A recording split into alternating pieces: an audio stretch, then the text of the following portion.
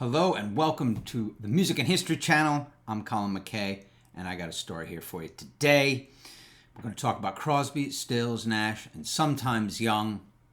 Certainly, as the title of the video suggests, Fussin and Fightin, they are renowned for their harmonious music and their acrimonious relationships and tensions. Yeah, and we're going to get a little bit into that today with a personal anecdote from me.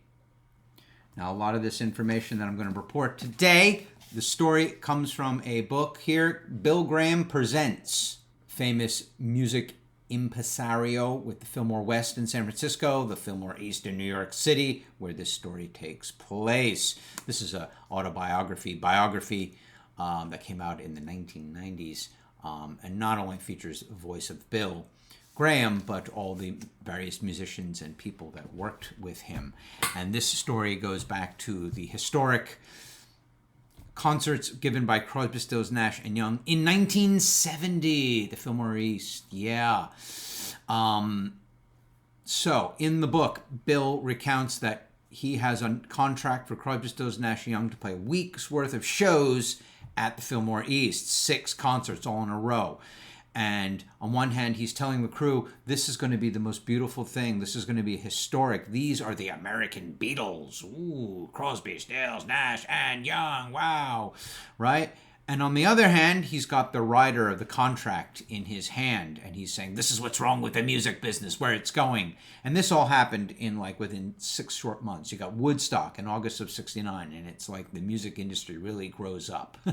And now it's like the record companies see, there's money to be made. Real money, son. Yeah. And Crosby, Stills, and Nash had already played the Fillmore East in 1969. Now they have Young with them. And now they bring in their own sound system. They don't want the lights. They want it done their way. And they've got a rider, apparently, a small book thick with what kind of beer they want in each cooler, what kind of food they want. And, the recanting of the story, not by Bill Graham himself, by various employees, is like, they never ate the food. Neil wants Japanese, Crosby wants Jewish, and then the next night it's Chinese and Italian, it just keeps switching. This guy wants Coors, this guy wants Bud Light, whatever.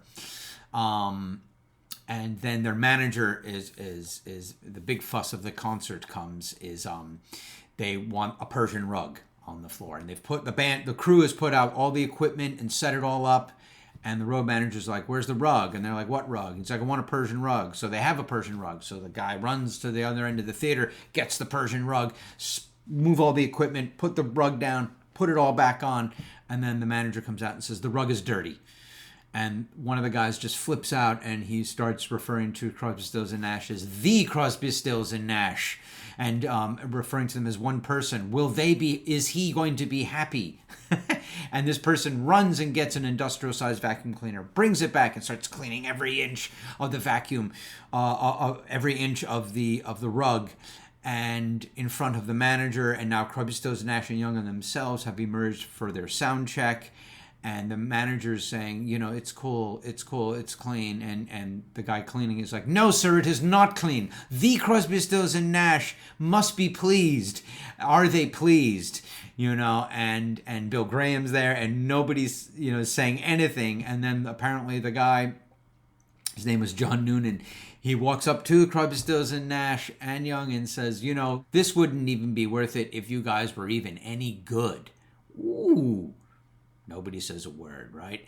And then apparently John Noonan, this character, takes to calling them the Supremes for the rest of the week. Just all this is self-importance. And then as the week goes on, the rug is never quite centered. And they keep forcing the road crew to move the rug. And then, of course, there's other highlights of this events going on throughout the week. Crosby, Stills, and Nash fighting each other, who does their solo spot first, who took too long because Bob Dylan was in the audience. Apparently Stephen Stills just decided to play 5 more songs than he was originally allotted or agreed to with the other guys. All these shenanigans of egos. And Crosby, Stills, and Nash, famous for Fussin and Fightin, right?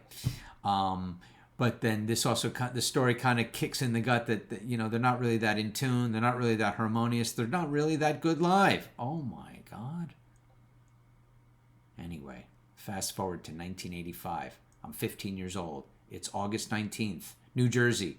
Me and my dad go to see Crosby, Stills, and Nash. No Young. And it turns out that the band are opening up. No mention of this on the ticket, but I'm very excited. This is the second concert I've ever attended. I love the band. Richard Manuel is still alive and performing at that time. But I'm confused because when Crosby, Stills, and Nash come out, first of all, they have an enormous band, and I guess I'm just thinking it's just the three of them and a drummer, right? No, they have a huge band. This is obviously at the point where David Crosby is experiencing all kinds of personal problems with drugs and the law and you know, but I don't really know the full story of all this. I'm just a fresh-faced teenager watching this go down. And what's funny is, you know, Nash is in the middle, Crosby's to one side, and Stills to the other, and the band's behind them. And Crosby just doesn't even look like he's there, right? Is he doing anything? Is he even singing? He's just standing there with his hands in a... Although he did come alive for Guinevere because he brought out his guitar and played that, and it was amazing.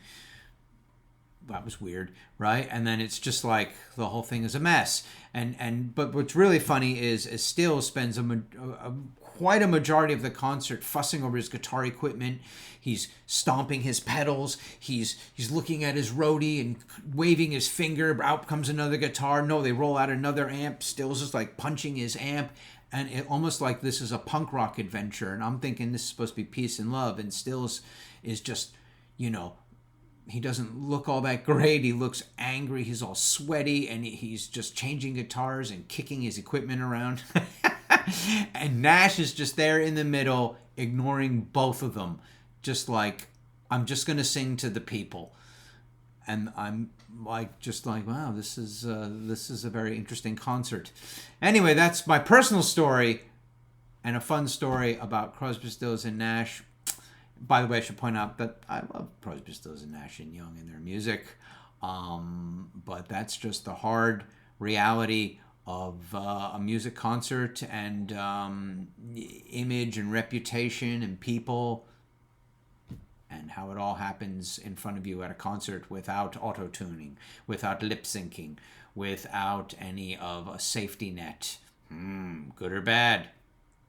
You be the judge. That's today's Music and History channel story. Crosby, Stills, Nash, and sometimes Young, Fussin' and Fightin'. Yeah. Hope you enjoyed that. And check out some of my other videos on the Music and History channel. And I can turn some of this knowledge into lessons. I'm a music teacher, and I have my own music, mystictwang.com. And for lessons, colinmckay.net/lessons. Yeah. So I hope you have a great day and enjoy this tidbit of tales. Thank you.